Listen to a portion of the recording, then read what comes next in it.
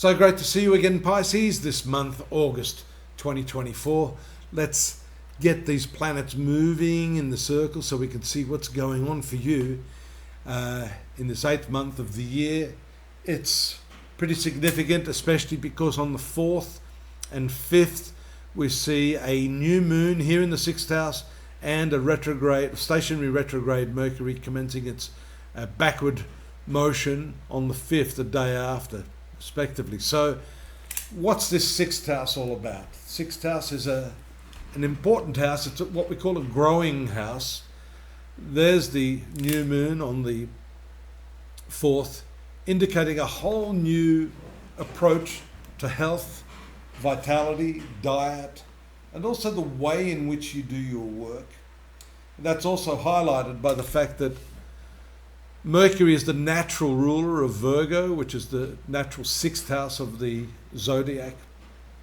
So a lot of energy, a lot of attention, a lot of thought going into how you manage this part of your life.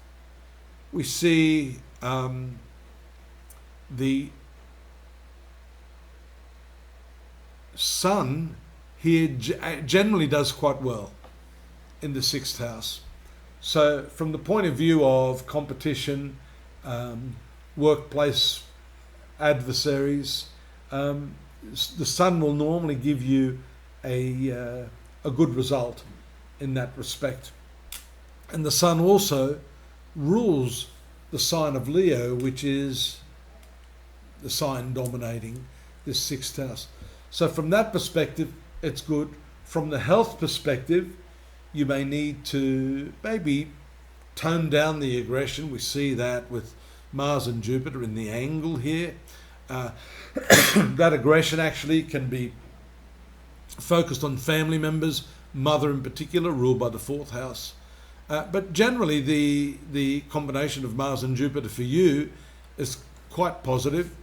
This can be more like friendly spats or just disagreements over, protocol and how to do something in the domestic sphere.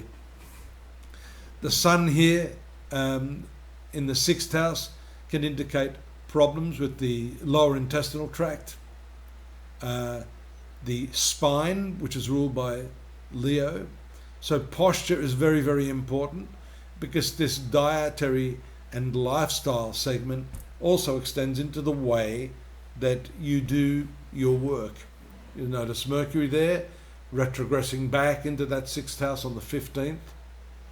So I think it's at that point that you'll start to really look carefully at what you're doing for work, the actual manner in which you're working, how you're fueling your energy to get through your work in the most efficient way possible. 6th house also has to do with scheduling, the way you manage your diary, how effective your time management is. And I think that's going to be significant because we see the full moon here regulating your 5th house of creativity, moving through the 12th house of loss. That's a leak in the bucket for sure. And then it makes contact with Saturn here. So Saturn is a very serious-minded planet. It can dull the emotions. This happens in your sun sign. That waning moon there can make you feel a little down. Maybe you've generated too much energy, too much thought, too much action in the workplace, and now you need a little bit of a break. Don't let that get you down mentally. You need energy, especially here you see the moon moving through the finance sector, making contact with the North Node. There are some karmic influences here after that full moon touches base with the North Node. The sun moves into the 7th house of partnerships on the 23rd.